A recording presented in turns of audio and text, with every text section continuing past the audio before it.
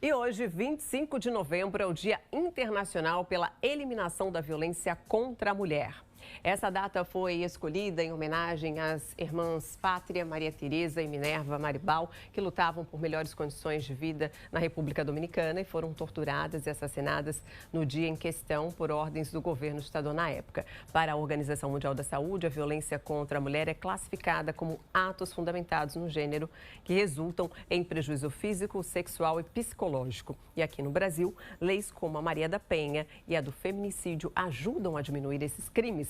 Mas os números ainda assustam. Dados do Ministério da Justiça revelam que o Brasil registrou aproximadamente 1.492 feminicídios em 2024, o maior número em 10 anos. Uma média de 4 mulheres vítimas de feminicídio diariamente. É sobre esse assunto que a gente conversa ao vivo via internet com a secretária-geral adjunta da OAB Santos, Jaqueline Pereira.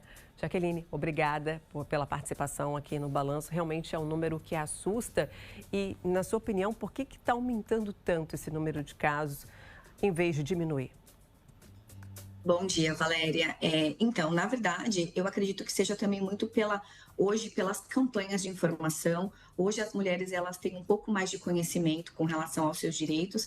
Então, aquelas subnotificações que aconteciam anteriormente, hoje elas acontecem menos. Então, as mulheres hoje elas têm mais informação, então elas buscam mais ajuda. É claro que infelizmente, e não é só por conta disso, é porque realmente é uma situação cultural, é estrutural, né? O nosso país ainda, ele trata a mulher como uma posse, então a gente ainda tem muitos casos de feminicídio e de violência contra a mulher. Pois é, a gente vê que já tivemos muitos avanços na legislação, mas muita coisa ainda precisa ser aprimorada nesse sentido de legislação, né? Sim, com certeza. A Lei Maria da Penha, ela é uma excelente lei com relação à tipificação dos crimes, com relação à quantificação das penas. Eu acho que o principal problema no nosso país ainda é a sua aplicação. A legislação ela tem cada vez mais realmente evoluindo, né, nesse aspecto, mas a aplicação ainda precisa ter um pouquinho mais de estrutura do nosso poder judiciário, enfim, dos órgãos públicos mesmo e da aplicação das leis. Eu queria que você falasse para a gente os tipos de violência mais comuns e por que a violência psicológica se tornou tão predominante. A Lei Maria da Penha, ela traz 5 tipos de violência. A violência física é aquela que a gente conhece, que é a que deixa marcas, né, efetivamente a agressão. A violência psicológica, ela acontece quando há uma tentativa de diminuição da saúde emocional daquela mulher, um controle psicológico, um controle excessivo dela. A violência patrimonial, ela acontece quando há uma tentativa de dilapidação ou de controle do patrimônio daquela mulher. A violência sexual, quando há uma forçação, né, de ter relações sem a vontade da mulher. E a violência moral, ela é aquela quando há os xingamentos, a mulher é acusada de crimes que ela não cometeu. Então, são esses tipos de violência que estão na Lei Maria da Penha. A violência psicológica, ela acontece de uma forma que, às vezes, ela vem como se ela fosse um cuidado, né? Então, acho que por isso que ela acaba acontecendo mais, porque o homem, ele acaba falando que está cuidando daquela mulher, ele fala que tem ciúmes. Então, às vezes, a mulher, ela enfrenta aquilo como se não fosse um tipo de violência. Então, acredito que por isso também ela seja a que mais acontece, porque a sociedade ainda tolera um pouco mais esse tipo de acontecimento. E apesar, né, de todo o medo que envolve essa questão da denúncia, né, por que a mulher ela deve procurar, assim, as unidades de segurança e realmente se ver livre, né, dessas situações abusivas? Então, quando a mulher ela está sofrendo qualquer tipo de violência, já é um alerta e já é um momento que ela tem que procurar ajuda, para que não chegue ao feminicídio, que é o principal grau de violência, e aí não tem mais o que ser feito.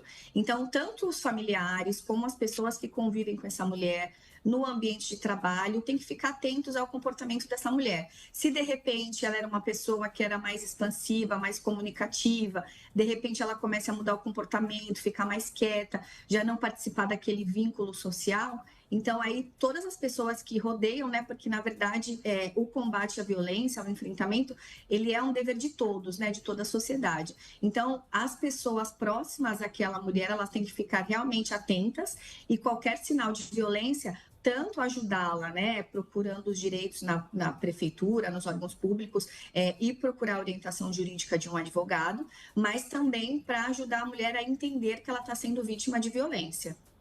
Em que situações a mulher pode solicitar essa medida protetora? Então, as medidas protetivas, Valéria, elas podem ser solicitadas quando a mulher sofre qualquer tipo de violência. Então, se ela já está sofrendo ameaça, ela já está sofrendo xingamentos, ela já não está podendo dispor do salário dela, o marido está controlando, o companheiro já está fazendo algum tipo de ameaça, aquele tipo de empurrãozinho, independente do tipo de violência que seja, a mulher ela pode solicitar uma medida protetiva. Então, ela pode se dirigir ao Ministério Público, se ela se sentir melhor, se for alguma coisa urgente, ela pode ir direto na delegacia da mulher, nos municípios que têm esse serviço, ou procurar uma delegacia. E aí, lógico, né, se ela ainda está se sentindo segura, precisa de uma orientação jurídica, ela vai procurar um advogado, pode procurar a Defensoria Pública. Tem também o CADOG, que é um convênio da OAB Santos com a Prefeitura de Santos, que é para as mulheres, né, e para toda a população que tem renda de até 3 salários mínimos. Então, ela tem que procurar aí toda a orientação jurídica necessária, quando não se tratar de situação de extrema urgência, mas quando for urgente, ela tem que procurar a polícia e a delegacia. E leva quanto tempo para que essa medida protetiva seja concedida? Então, a partir do momento que ela vai na delegacia e ela solicita a medida protetiva, ou quando um advogado solicita isso por meio de um processo, a autoridade policial ela tem até 48 horas para encaminhar esse pedido para o fórum, tá? Para o juiz. E aí, quando o juiz recebe esse processo, cria o número do processo, ele tem até também 48 horas para decidir sobre a medida protetiva. E como os vizinhos, os amigos, os familiares podem ajudar? A gente sabe que muitas vezes as pessoas não querem se meter, né, na situação, mas nesse caso, muitas vezes as mulheres realmente estão precisando de ajuda realmente de fora. Então, eu acho importante isso, né? Primeiro, identificar a violência e aí também mostrar para a mulher que ela está sendo vítima de violência. Justamente porque muitas vezes a mulher tem alguma dependência emocional ou alguma dependência financeira, ela acaba ela mesma dando desculpas para aquela situação, ou realmente ela não está enxergando, porque, enfim, ela pode ter um histórico familiar de agressão, então, infelizmente, ela acha que aquilo pode ser normal. Então, as pessoas que estão ao redor, primeiro, identificou o tipo de violência, tentar conversar com essa mulher, tentar ajudá-la de alguma forma.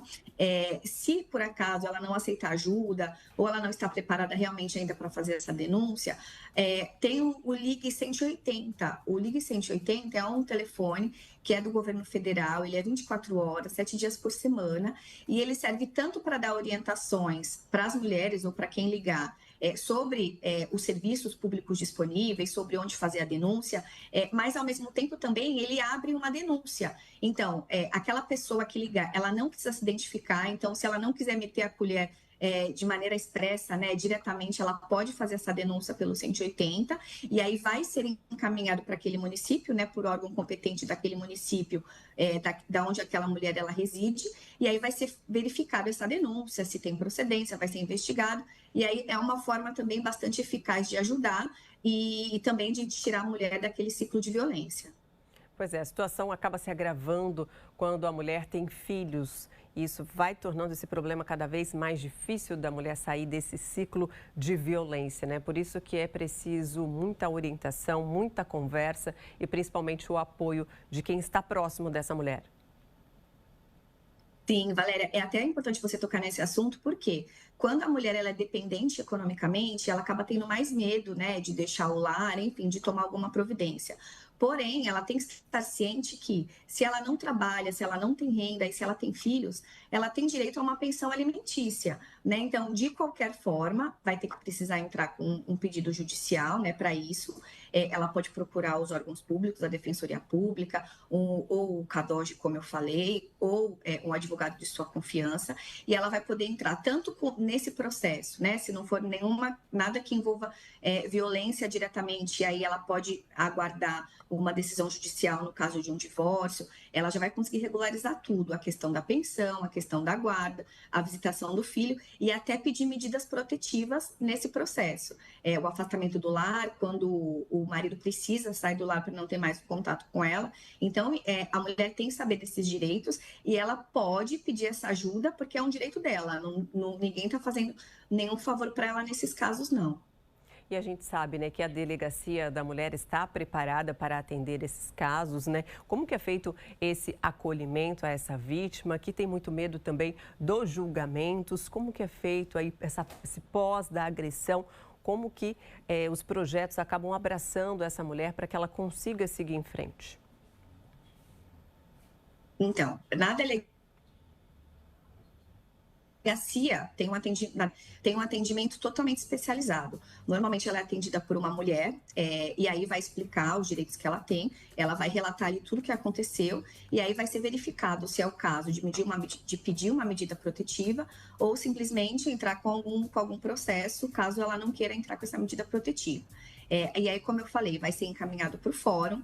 Quando gerar esse número de processos, que o processo vai ser encaminhado para a vara especializada de violência doméstica, lá ela vai ter todo um atendimento multidisciplinar. Então, a vara de violência especializada, ela é justamente para isso, para ter um atendimento humanizado, um atendimento diferenciado. Então, ela vai ser atendida por assistente social, por psicóloga, por psicólogos, né? Então, ela vai ter todos esses encaminhamentos. Então, se tiver numa cidade, assim como Santos, que tem uma delegacia da mulher, é importante que se encaminhe para esse equipamento público. Caso não tenha, ela vai para uma delegacia comum, mas os servidores, né, eles têm que estar preparados para esse tipo de atendimento. Também no município de Santos tem a Casa da Mulher. A Casa da Mulher também oferece atendimento psicológico e atendimento jurídico. Então, inclusive, também oferece cursos de capacitação para a mulher poder conseguir se recolocar no mercado de trabalho, cada vez ter a sua maior independência. Então, assim, tem toda uma rede de apoio mesmo.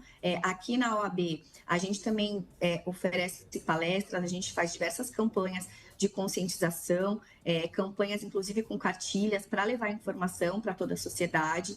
Hoje, inclusive, está tendo aqui um evento pelo Dia, né, Internacional de Eliminação contra a Violência contra a Mulher. Então, assim, é isso, é levar informação e ela procurar realmente auxílio para ela ter o conhecimento de todos os direitos que ela tem. O importante é que ela saiba que ela não está sozinha, né, nesse momento e que ela pode contar, assim, com a ajuda das autoridades que estão trabalhando nesse sentido para oferecer toda a ajuda, todo o apoio necessário, especialmente, como você falou aí, o apoio psicológico, né? Porque muitas das vezes essas mulheres que acabam sofrendo com a violência, elas acabam tendo, né, o seu emocional, o seu psicológico completamente devastado por essas situações, né? Com certeza, toda a parte emocional, né, fica abalada, principalmente quando tem filhos, enfim, muitas vezes são situações que já ocorrem de tempos, porque a gente sabe que é um ciclo de violência, né? Não começa de uma forma, não é uma coisa só que acontece. Então, primeiro começa com os xingamentos, com as ameaças, aquele ciúme excessivo, aquele controle daquela mulher. Depois, infelizmente, ela passa pela fase realmente da agressão propriamente dita, e aí depois vem aquela fase. Tá certo, doutora, muito obrigada pela participação. Que a gente chama, né, de fase da lua de mel, onde o homem ele pede perdão. Sim. Obrigada. Sim, é verdade, é verdade. A gente sabe que é bastante complicado, né? Mas a gente teve um problema aqui, né, na conexão com a doutora, mas a gente conseguiu ouvir o que ela falou em relação ao recado que ela quis passar para a gente, né? Para a mulher não se calar diante de uma situação de violência, para que ela entre em contato aí com as autoridades. Tem a delegacia especializada, né? A delegacia da mulher, justamente para atender esse tipo de caso. Doutora Jaqueline, obrigada pela participação aqui no Balanço Geral Litoral.